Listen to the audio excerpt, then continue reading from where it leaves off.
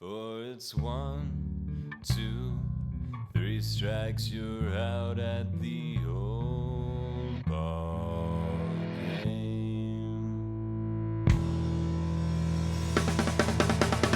Take me out to the ball game. Take me out with the crowd. Buy me some peanuts and Cracker Jacks. I don't care if I ever get back. Let me root for the home team. If they don't win, it's a shame. For it's 1, 2, 3 strikes, you're out at the old ball game.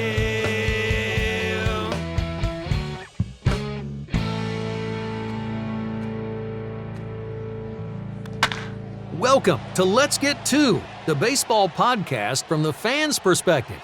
Now here's your host, James Christopher. And welcome to Let's Get To. I am your host, James Christopher, and we have a great episode for you today. The AL and NLCSs are set, and we are going to be diving into those matchups with Scott on the Big League Chew just a little later on.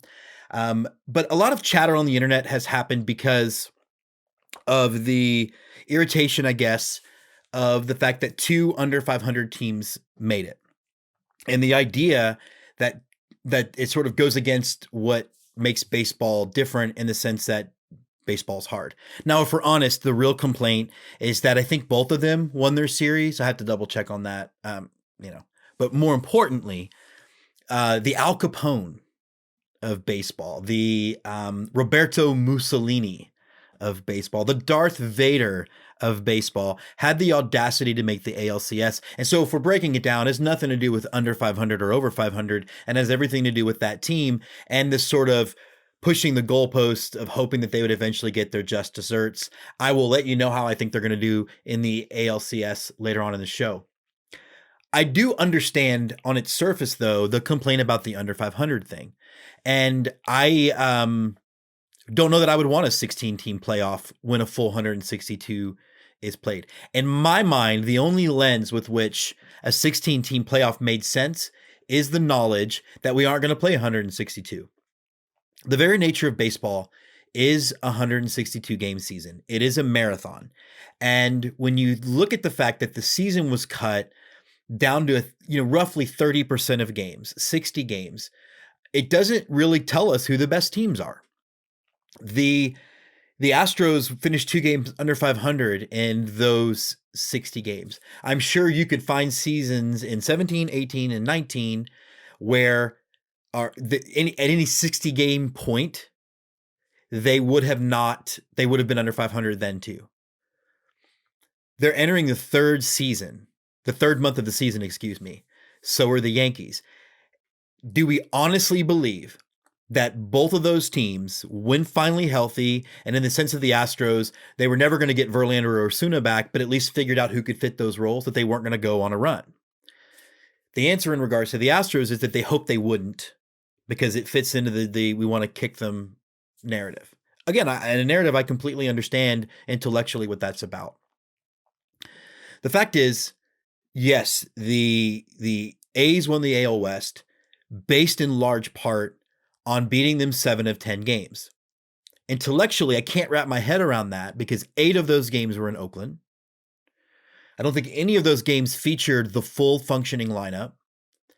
And in another season, that would have represented roughly half the games they would have played. And therefore, by logic, the majority of those games would have been back at Minute Maid Park, where the Astros were 2-0 against Oakland. So I can't, part of that extension of the postseason was to allow that we really can't play baseball this season the way that we wanted to play it. And so I think that we have to recognize that that's what that was about. And, I understand that it doesn't fit the narrative that people have. I'm going to let you know what I think the Astros are going to do a little bit later on in the show. But, I just think that we have to really be intellectually honest about what the situation was and about what the conditions were in which the season was played, and realize that actually the closest way to get to what we would have intended out of a regular baseball season was to play with 16 teams.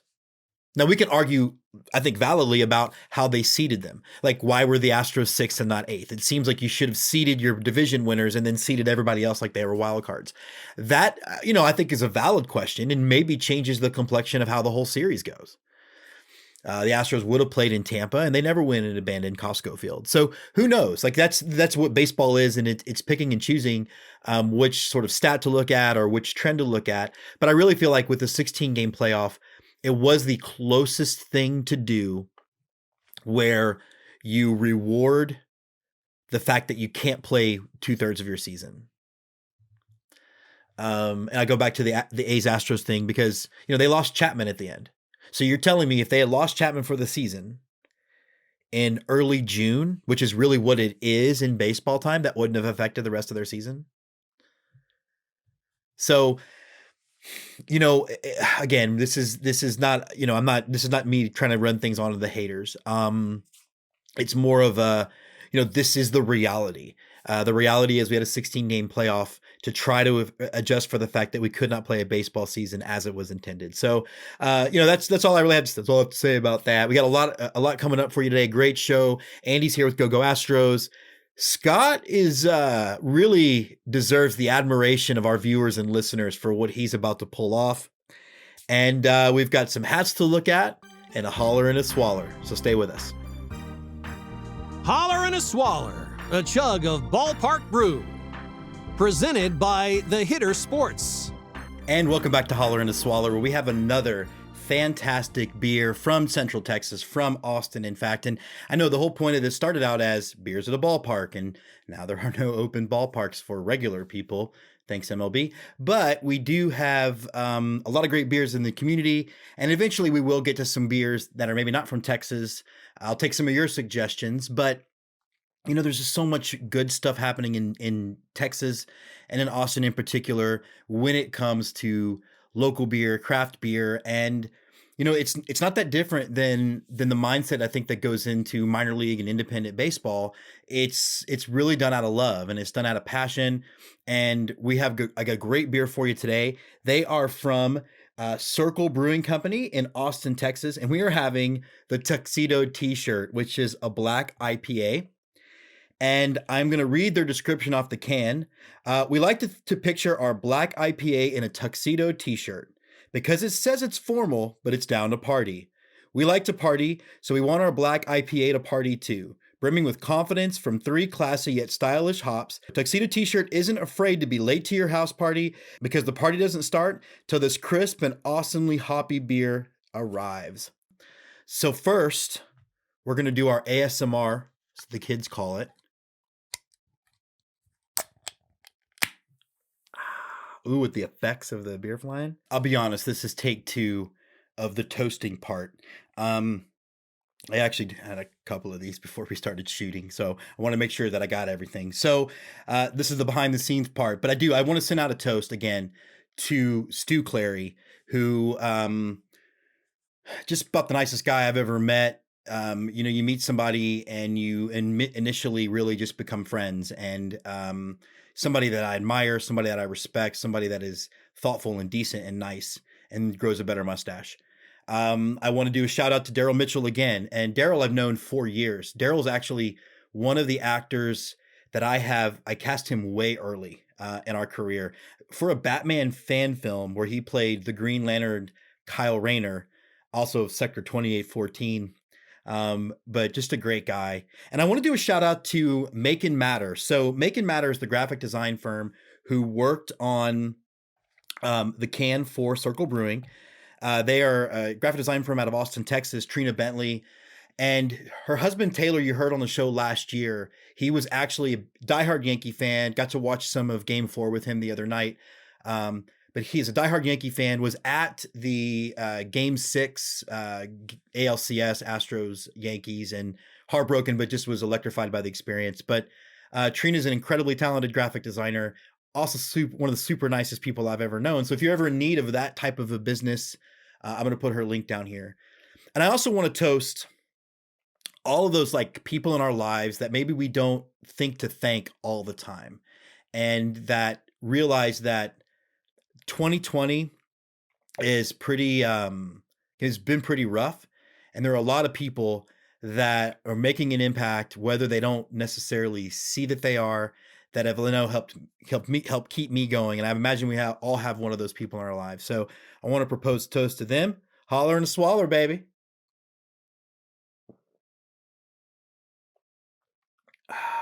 Incredibly smooth. I think a lot of people look at sort of a darker beer and think it's going to be heavy or it's going to be, but this isn't that. This is a really smooth black IPA. And I just realized that in the effort of producing the show that I've opened 2 cans.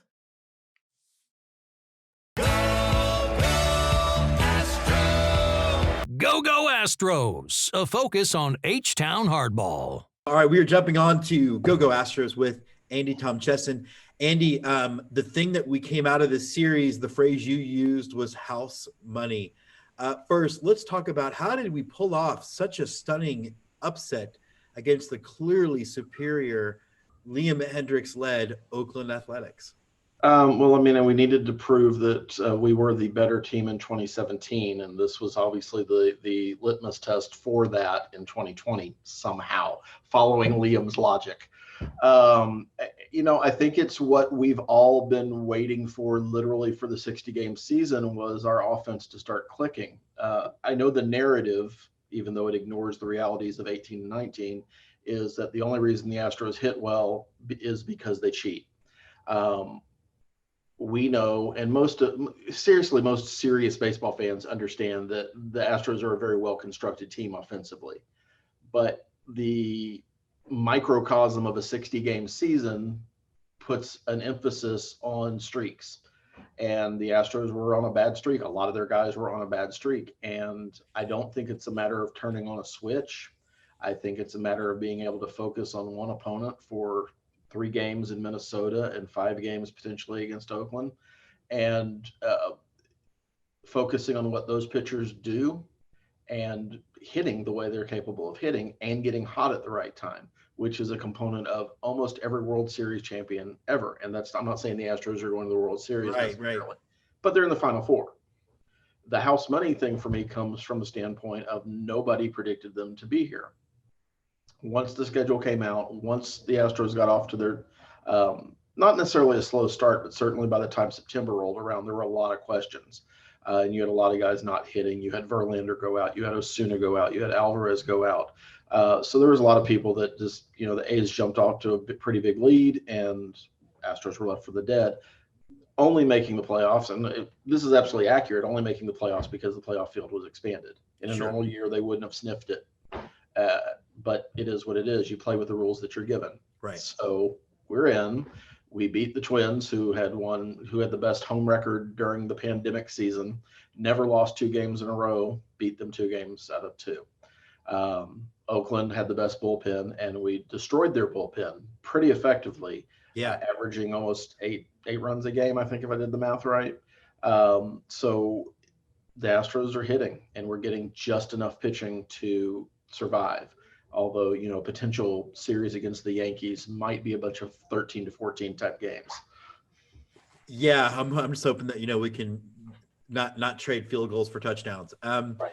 I want to read a tweet to you. Something called a Danny Vietti, who writes for CBS Sports, which I would like to first congratulate CBS Sports for still having a sports division, as I did not know that they still existed at all outside of reruns of The Big Bang Theory.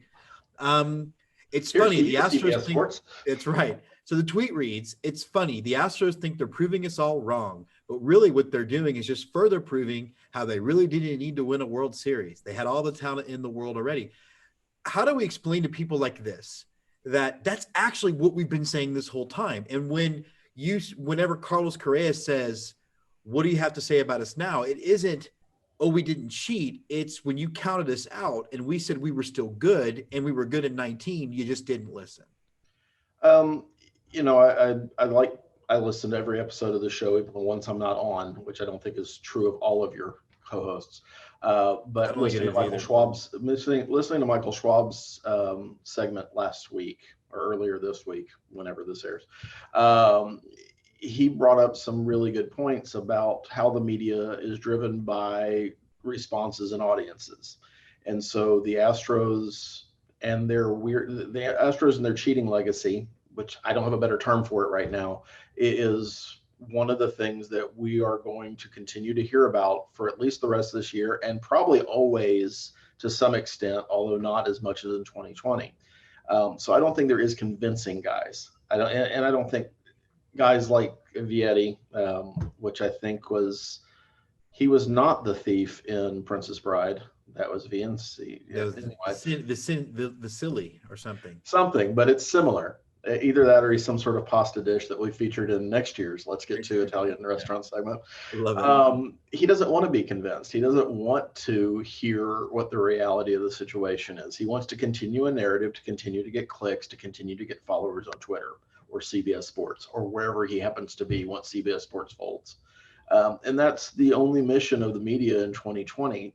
And unfortunately, we all kind of buy into it. Does the way the Astros are now 5-1 in this playoff series, has it changed your thoughts of Dusty as manager? No, Dusty's horrible. Me too. Stop. Do you want me to elaborate? He's horrible.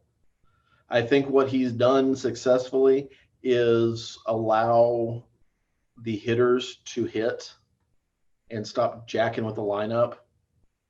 Although I did find it curious that Reddick started a game at DH and you put Brantley and his gimpy quad and knees out in the outfield for that game, playoff game. That's a minor decision. He still doesn't know how to manage a bullpen. And based on the offensive output, we should have swept the series. And if he knew how to manage a bullpen, pretty sure we would have won game 3. Instead, we ended up losing 9-7. It is what it is. We advance. Dusty's gotten the monkey off his back about not being able to close out a series, but I think that the offense is carrying past his decision-making, and hopefully he's smart enough to not try to pull levers that don't exist or overmanage when it comes to the case of the bullpen. And I'll give you a great example from yesterday. There was no reason that Blake Taylor only faced one hitter. He was fresh. A pitch. He threw one or two pitches, but you open the next inning with Christian Javier, which great. Christian did well, but it wasn't necessary.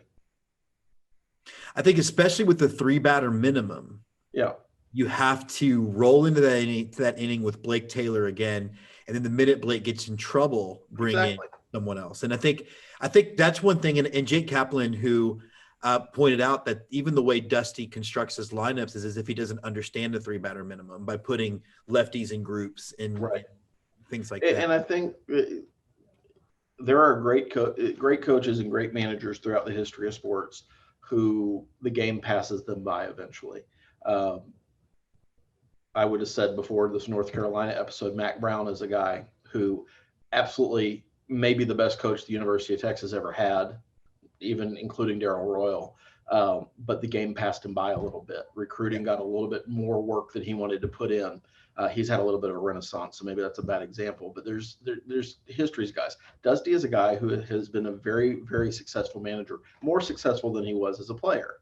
But up until this year, he hadn't won a playoff series since 2003. And somehow that's who Jim Crane decided was the guy. I think managing in the regular season is a whole lot different than managing in the playoffs. I think the game, from an analytics standpoint and a strategy standpoint, has moved past where his comfort wheelhouse is. And I really hope that he's not here next year, even if the Astros somehow manage to stumble into 8 more wins. We did have, for the most part, really, really good pitching in this series. Really and truly, the only 2 pitchers that struggled with where you can't pin down why, or we guess you can't pin down why, was Josh James and Brooks Raley. Mm-hmm. All the babies really stepped forward. How does that give you some sort of, it kind of goes back to what James Click said before the season, where he said, this pitching staff's a lot better. Like we should grade higher than we've graded based on our pitching. He clearly was right about that. So does that give you a little bit of confidence going in, knowing that theoretically all those guys are going to do nothing but be better? I mean, in theory, and I'll say before we get into that, Josh James and Brooks Raley should have been put in positions to succeed, which is one of my bigger issues with Dusty from a bullpen management standpoint. Both of them got through innings and then got put out for second innings and got shelled. Neither of those guys had pitched in since the close of the regular season. Yeah. So he's got to realize that when you've got a bullpen like the Astros do, if you get 3 outs from Josh James, take it and keep going. Yeah. To the next guy. If you get 3 outs from Brooks Raley, take it and go to the next guy. Or at least have the next guy ready in the minute a guy gets on base. Yeah. So, right, Brooks faces 4 batters. The 4th one gets a hit. Okay, next pitcher up. Yeah. Because it's a playoff game, and it was an elimination game. And you're winning. To your question, though, I think having Paredes, having Christian Javier, having some of the other young arms in that bullpen, and some guys we haven't seen. I think Brandon Bielak is a guy who's going to be a contributor on the major league level for a few years. I think Brandon Bailey is going to be a guy who's a contributor down the road for the Astros. There's a number of guys in the bullpen that have shown very, very well. Andre Scrub is a surprise. He is the joke of what you got for Tyler White, right? You got a scrub from the Dodgers. Well, he's been kind of a revelation, but he's been used in good spots for the most part. He's a guy that I would like to see more pitching in the playoffs, and I assume in a 7-game series we're going to have to see him. But that means he's going to have to pitch on something of a consistent basis. You can't tandem start in a 7-game series. You can't hope that a guy is going to go 5 innings out of the bullpen in a 7-game series, because you're going to need him down the road. Right. So Dusty's got to get better quicker, or he's got to defer to Brent Strom about pitcher usage. And I don't know that he has the ego to do that. So again, we'll go back to the house money thing. I mean, for me, house money means, looking at what this team is, looking at the losses. I mean, look, excuses are one thing, and I get it, but losing a Verlander, losing the AL saves leader, and losing the rookie of the year, that's going to impact the baseball team.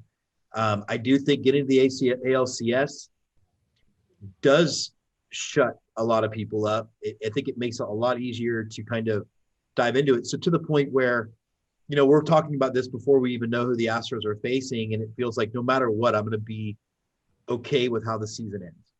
Right. Well, I mean, and to add to your list, and Brad Peacock and Joe Smith, which would have gone a long way towards solidifying the back end of that bullpen had they been available at all this season.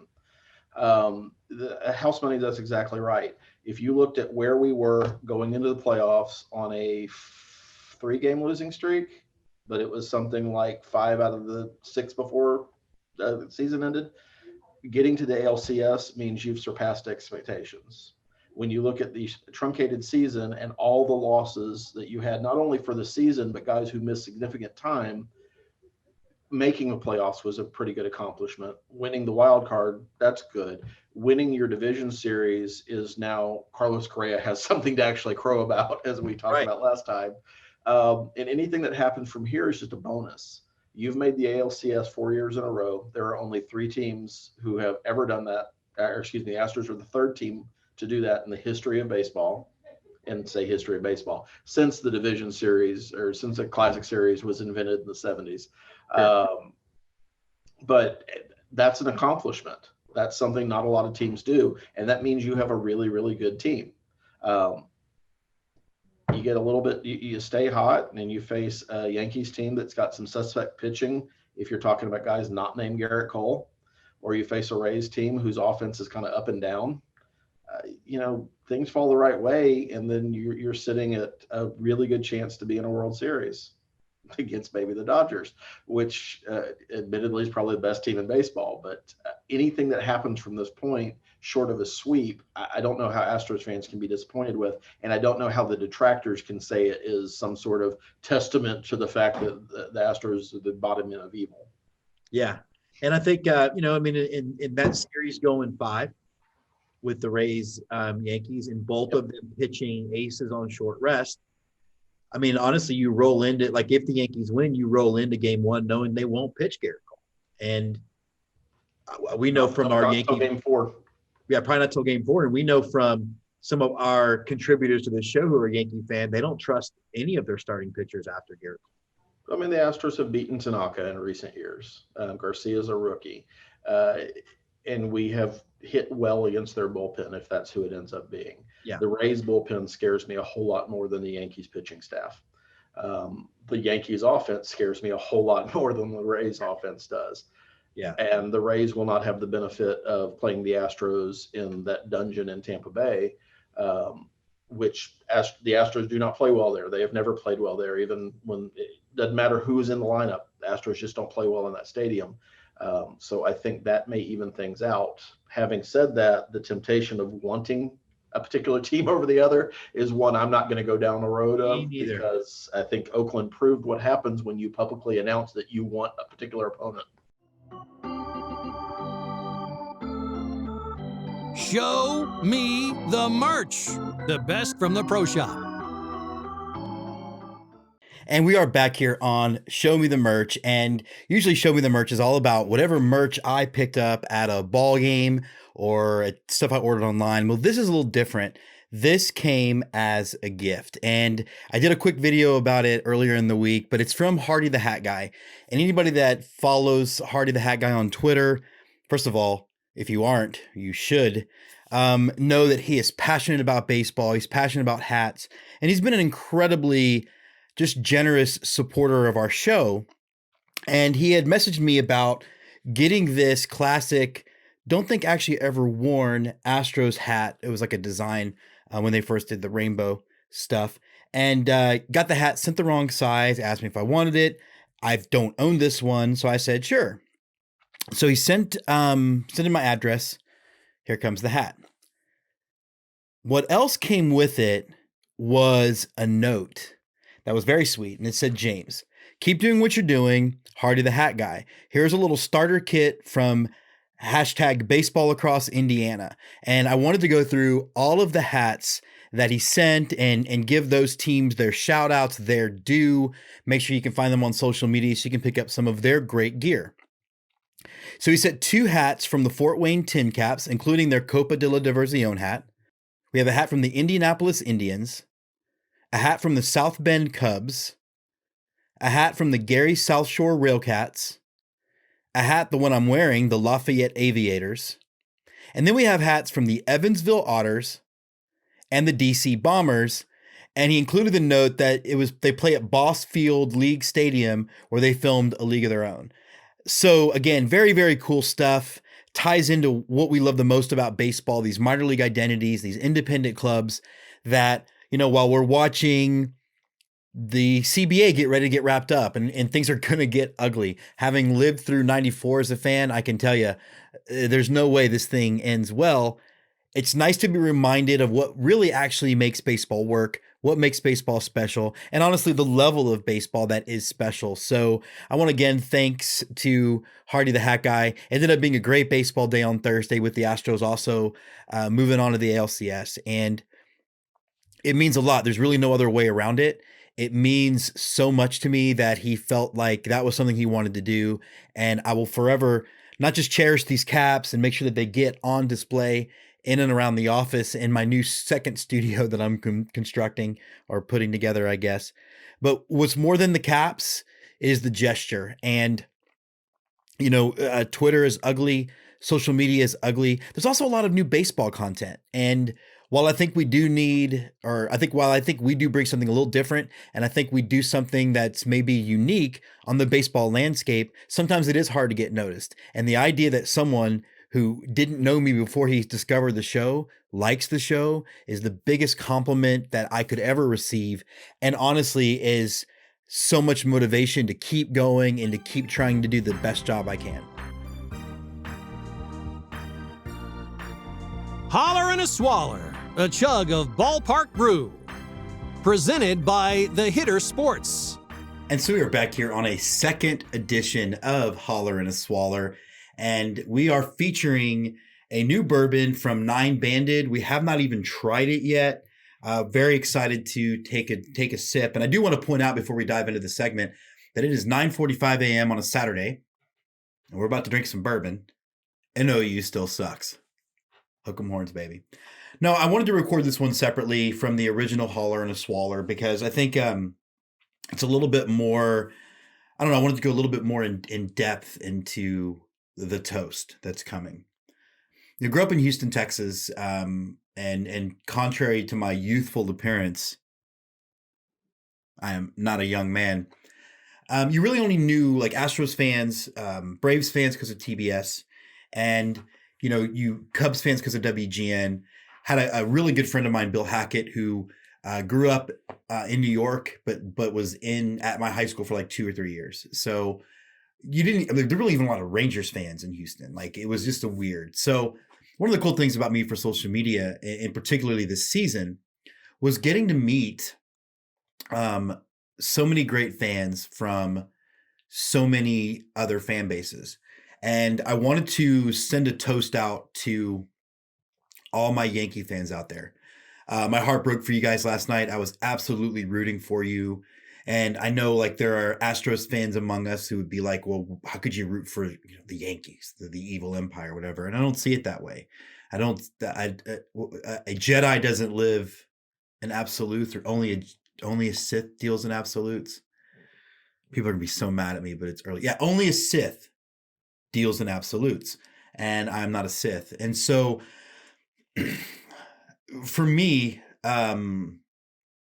it's as much about people and wanting people that you love and care about and truly wish well to get to be happy and experience happiness. And it doesn't always have to come at the expense of your own.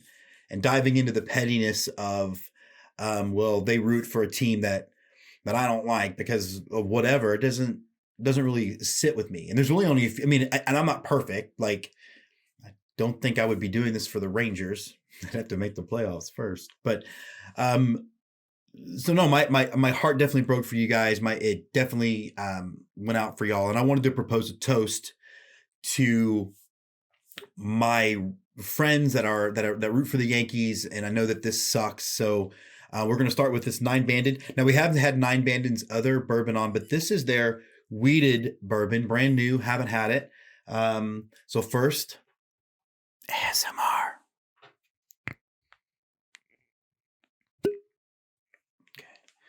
So we're pouring it into my baseball whiskey glass with my Stormtrooper ice cube. I do suppose at some point I will grow up. It's just not going to be today. So yeah, a lot of people want to toast. I want to toast Scottie at Before the Pitch, who has become a collaborator on our show, and I think just a really smart guy when it comes to baseball. I want to send it out to the Hitter Sports. Man, getting to know you. You are a man of integrity, hardworking.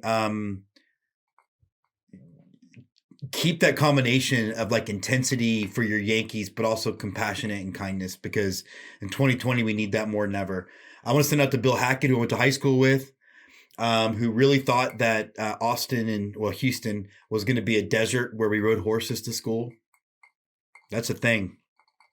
Taylor Bentley, who I mentioned on the show.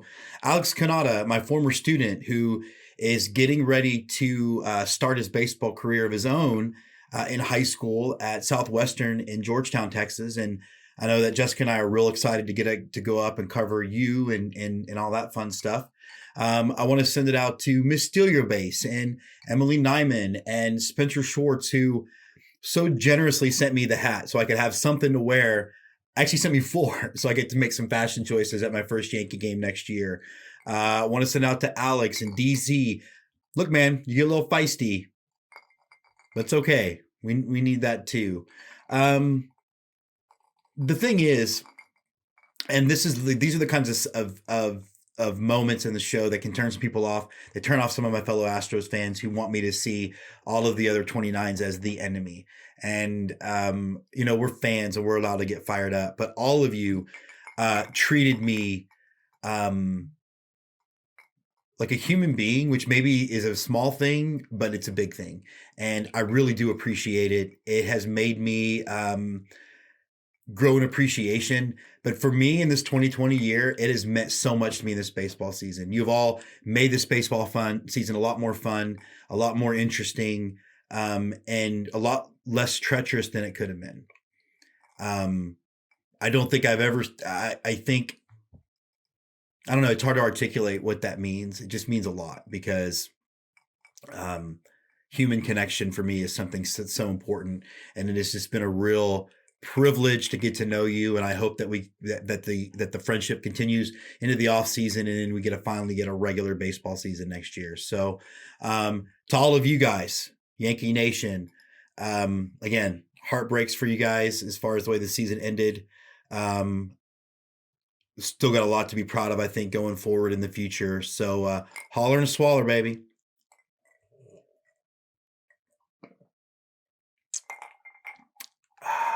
That's really smooth. I'm not saying Nine Banded should market it as a breakfast bourbon, but it is a great breakfast bourbon.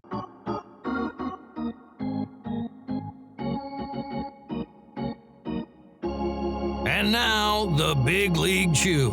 An eye on the majors. Brought to you by Zoomer Sport. So we are joined on Let's Get To. We are recording this at about 10 in the morning on a Saturday morning. And for Scott, he's been at a film festival for 2 days. So the fact that he has a pulse this early is the miracle. First of all, brother, I cannot believe I'm not down there with you guys. Actually, it has been discussed. It has definitely been discussed where, it's not the same without Jim. It's very different. It's the first festival that most of us have appeared at in person. And this is coffee now, but needless to say, we're making up for lost time. Yeah. So how, about the fest, it's Fort Worth Indie Film Showcase ran by, if you meet him, he's one of your best friends, no matter who you are, Bill Haas. Bill Haas, yep. Has it felt like home? Does it feel good to be back? It feels great to be back. I think it feels great to be back, but you're accustomed at a place like this, you're accustomed to seeing 50, 100 people milling about, maybe even more than that, right after a festival, and people are just milling and having drinks and talking to one another. And now there might be 5 or 10, So, and everybody stands a little farther apart and everybody keeps a mask on to be courteous of others. Cause really that's what it comes down to, is wearing a mask is being courteous of others. Yeah. And everybody's doing that. So it's, but the bar is still open and the liquor stores are still open, and the Torchy Tacos next door is still open too. And, I forget how much I miss me some Torchies till I get near a Torchies. Yeah, me and Vader we might need to make a day trip. No, it crushed me, and then the day got away from me of the week, and I was supposed to make a video for you guys, and then it was like, do I make a video and then now have Bill have something else to figure out? Yeah. So I just let it go. But we did have some baseball last night. The baseball world was, I don't know if shocked the right word. Scott went wire to wire with this particular pick. So we have our ALCS and our NLCS matched up. I want to start with the NLCS, Braves Dodgers. I have my thoughts, but let's get with yours first. Braves have a lot of offense still. The Dodgers have a lot of offense still. I think the Dodgers have more pitching, but somehow or another, the Braves have put together a pitching staff, even though they lost starters early on, either to ineffectiveness or injury. They still have put something together to get to this point, and they're for real, and they're young, and they've been slowly getting better each year. I don't think anyone's shocked over this NLCS. I'm not. I mean, I think these are the two best teams in the National League. It's just really hard to go against the Dodgers right now, because they have so much and they've been there before. But sometimes it pays to be young, dumb, and stupid, and the Braves fall into that category. Hey man, works for me. Hey, I'm going to go with the Braves too. I'm going with the Braves. I think the Dodgers will take the series, but okay. Yeah, I do. But I think that the Braves are going to give them everything they want. So I'm going to go with the Braves for a couple of reasons. And it's not just to appease our good friends at Mansplain Baseball Elsewhere, the best Braves podcast out there. And particularly Emily, Braves Emily. But no, here's what shameless plug. Here's the shameless plug for you guys. Yeah. Follow them if even if you're not, they have a great perspective. And I love, you and I both know, particularly through the lens of our film festival, women are marginalized in so many other areas. And I love to see them kick ass on a baseball podcast, because people don't expect it because the world sucks. So Good for them. But no, I'm going to be honest. So because the Braves seem to get a little less national respect than the Houston Astros, I've been able to watch their games because they're at 1:00 and I've got it on my computer. They feel like, to me, the most complete baseball team of the four that are left. And I know that they had pitching problems before, but then they rolled into, and I think they gave up a grand total of like 7 runs across 2 series. Now, granted, the Marlins don't hit necessarily, and neither do the Reds, but they shut out the Reds for 13 innings. You run into something in 13 innings. It felt like, and maybe this is why I'm rooting for them, it felt like watching 90s Braves teams of the past. Fair. And I miss that kind of baseball. So, and I also have this feeling that the Dodgers have already, in their head, they're ready to play the Astros in the World Series to get revenge. And many slip twixt the cup and a lip. Yeah, I think the Dodgers do expect themselves to be exalted on high, regardless of who they play.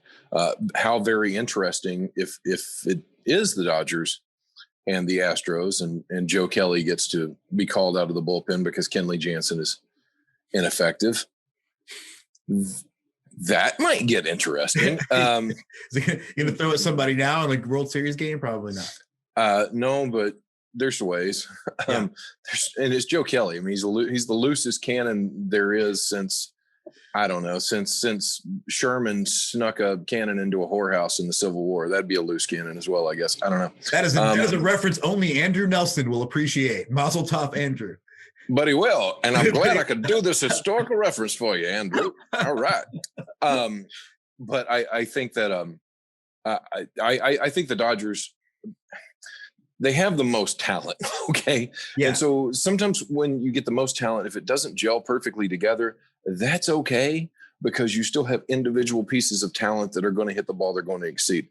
I've been saying it all year, though. The concern with the Dodgers is the back end of the bullpen. I think it still is a concern. Kenley Jansen right now, you can watch his body language. That man does not need to be a closer.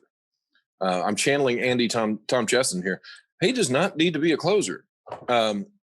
But maybe if he wants to open, like the open shift at the In-N-Out Burger, he could do that, but he can't close. That's my Andy reference. It's actually not bad. You got to add the slight draw to baseball, though, when you say it. Like, he's got that slightest the baseball. It's a little bit. I'm working on it.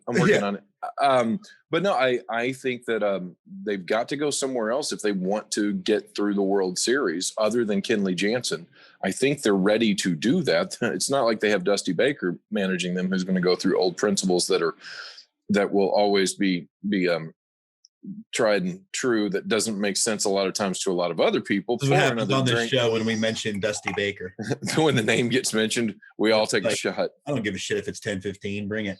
Yeah, there we go. Okay, that's cool. Maybe this is just coffee, but still, I'll pretend. No, I think the Dodgers take the NLCS over the Braves. The Braves have a ton of hitting that a lot of people just don't know about. Yeah, there's a lot of people that don't know Ronald Acuna. They ought to know him. There's a lot of people that don't know Marcell Ozuna. They ought to know him. Freddie Freeman, you ought to know him. The list goes long and the list goes down. Max Fried, who was the only starter in baseball that went undefeated. I think that was my prediction at the beginning of the year that one would. 11 starts, 7-0. So Max is the guy. I think it's the end of the road for them here, but you will see a lot of the Braves over the next decade. And I'll be honest with you too, as we move on to the ALCS though, but the fact that we don't know Acuna Jr. and all those guys is actually the problem with Major League Baseball. They don't market every team. They don't market every, and how the Braves get ignored because they're one of the 7 or 8 most dominant franchises in the history of the game. How they get ignored is I know that this is a conversation for you, me, and Andy on a roundtable at the end of the season when this is all over, but it actually makes me physically angry that we don't know who these guys are. Okay, ALCS. I'm actually going to take this one first. I'll be honest. If it had been Astros Yankees, I would have picked the Yankees because I feel like it would have been strength versus weakness when it comes to the Yankees' long-ass lineup versus a very inexperienced Astros pitching staff that it probably would have gotten too big for the moment for them. And I would have made the joke that, well, it's an even number year and we only beat the Yankees in 15, 17, and 19, so we'll see you in 2021. With the Rays, they don't hit. I think they scored a grand total of 18 runs in 5 games against the Yankees. And my feeling has to be weakness versus weakness might help the Astros pitching staff overachieve a little bit. And then I got to think strength versus strength. The Astros will eventually find something against that Rays pitching staff. So I'm going to be a little homer. Plus, I don't like the idea of Kevin Cash threatening to throw people's heads in a press conference if you're the manager. So I'm going to go with the Astros on moral grounds, which is the only time that's pick been made in 2020. Wow, that's allowed? Wow, okay. Do that. So I would take the information that you just gave and say, yes, the Rays scored 18 runs against the Yankees in a 5-game series and beat them. Because the Yankees are the most prolific offensive lineup, top to bottom. You see guys walking up to the plate that looks like a WWE. I mean, what Aaron Judge comes up to the plate. Yeah. I mean, Luke Voigt. I think he changes his name and goes to play Sunday for the Jets or the Giants or something at linebacker. Aaron Judge is a defensive lineman on the side. These are huge, gigantic, gargantuan individuals who hit monster shots. And the Rays didn't let that happen. The Rays did not let it get away. The Rays hit enough. The Rays played smart baseball. Here's the difference. The Yankees strike out at one of the highest rates of Major League Baseball. The Astros actually still strike out at the fewest rate. And apparently strikeout rate, according to the Wall Street Journal, I did my research, motherfucker. Apparently, according to the Wall Street Journal, in-season strikeout rate is the most predictive in-season stat to carry over to the playoffs. I would agree with that. Yeah, because you're putting the ball in play. 60% of the time, the least strikeout team wins the World Series. Well, that's all I'm going against the numbers. In March, yeah. I said the Rays. I'm not coming off the Rays. There's no way I'm coming off the Rays. I like what they have. They've got rested arms. At the end of the day, you're one starter away from getting absolutely shelled and having to turn to the bullpen. You're right. To Houston's whole plan having to be thrown out the window. Yeah. And I'm sorry, but an ad hoc plan being managed by Dusty Baker does not make me feel comfortable. It just doesn't. Dusty Baker. So Dusty Baker. Dusty Baker. Randolph Scott. No, I just think that Kevin Cash is the best manager in baseball, my opinion. He does more with less. Every year, the Rays have been really good for every year, and he manages them in a different way because he's got a little bit of a different team each year. There's no easy out in Tampa's lineup. There's no superstar in Tampa's lineup really to speak of. That makes a team whole and complete. It actually lines up with the St. Louis Blues team that won the Stanley Cup last year. Still your 2019 Stanley Cup champions. Still your 2019 Stanley Cup champions. Yeah. NHL free agency yesterday did a number on me too. So I think the Rays take this over the Astros. I think this is a very, very, very good, series. And I do believe that that Major League Baseball wants it to be Dodgers, Astros, and bring in the ratings, because then you got to, Clayton Kershaw in his white impeccable hat and Carlos Correa riding up there with his black hat on his dark horse. Right. No, you're right. And I made the joke that when they found out it was Astros Rays, they've all been moved to 9:30 in the morning, baseball brunch, because no one cares. I thought they were going to compete against the KBO and start them at 5:30 in the morning. But it's true. As I heard someone say last night, whenever the Rays won, I heard some guy say, "Well, at least we don't have to watch the games from Tampa." It's like, yes, you don't have to watch games being played in a Costco. That's true. Do you think, is there a matchup Major League Baseball wants less than Braves Tampa?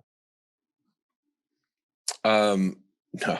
I mean, that's regionalized. That kills the West Coast for them. They do not want that. Although, as a baseball purist, that sounds like a lot of fun. It does, and I want to say that to our fans out there that are Braves fans. That's not a spite on what we think of the Braves or the Rays or anybody else.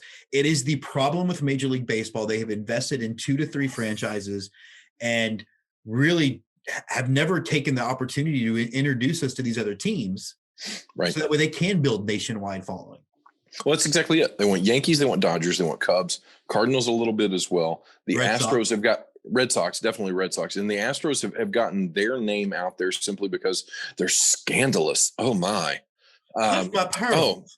Hold my pearls. I'm the clamped. But those are the teams. And to have the Yankees out is wonderful. To have the Cubs out even earlier was wonderful. Didn't necessarily like the Cards going away, but it is what it is in that regard. And I'm now, I would love to see a Rays World Series, but I think we're going to see Rays Dodgers.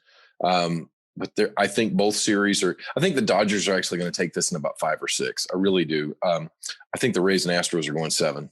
I do think that the Astros are going to win it. It has to be 5. Like they have to almost plan piggyback starting and all of that stuff to hide the bullpen and try to win. Almost like we're either going to finish it or we're going to lose. But anyway, with that lineup you've got, it's kind of like the guys hop on each other and say, "Yeah, we're not having a good pitching day. Hey, we need to score 13 today, okay?"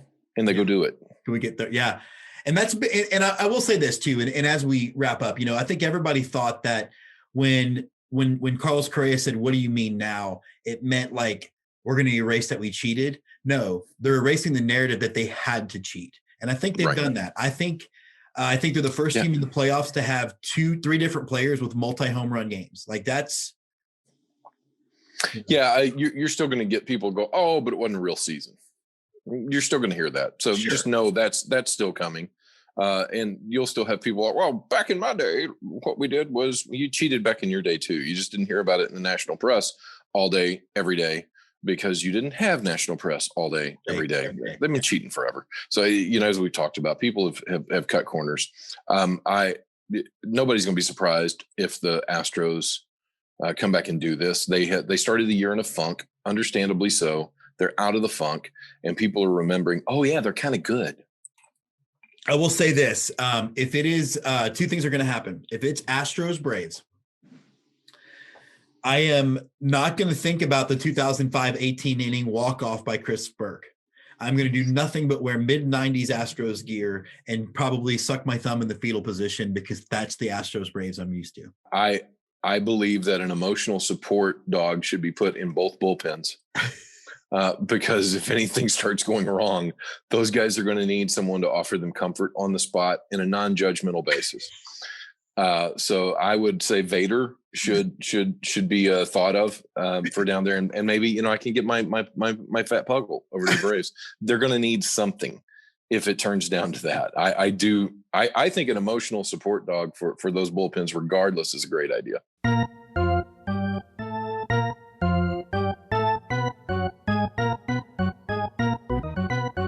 And now on to close it out, the right-hander from Houston, Texas, James Christopher. So that does wrap up this episode of Let's Get To. I hope you all enjoy the AL and NLCS. We've got our picks in. Scott and I made our picks. I want to thank everybody for joining. I want to thank again Hardy the Hat Guy for the caps. I want to thank Andy for coming on. And I actually want to thank Scott for coming on and making his picks and keeping the Big League Chew thing. Scott right now is at the Fort Worth Indie Film Showcase. As I've talked about before, Scott and I are both in the film business. That is how we met. That is how we found a mutual love for minor league baseball. And really, that's how this show was born.